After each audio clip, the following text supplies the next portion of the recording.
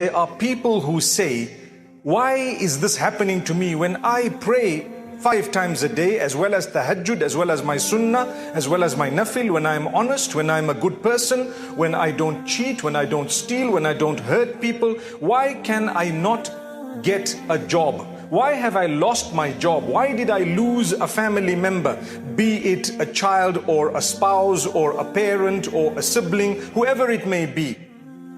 Why did, for example, my factory burn down? Why did, for example, my health degenerate?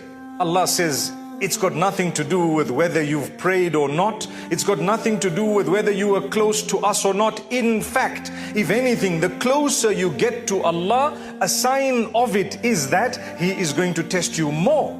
The Prophet ﷺ says clearly, when Allah loves His slave, His worshipper, then He tests him real tests.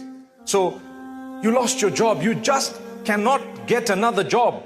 Something went wrong in your life, it's just not coming right. Do you know what? Stick in there. Don't give up. Continue to obey Allah. Don't think because I'm a pious person or because I read Quran every day, I'm not going to be tested. You will be tested, but Allah will give you contentment throughout your test.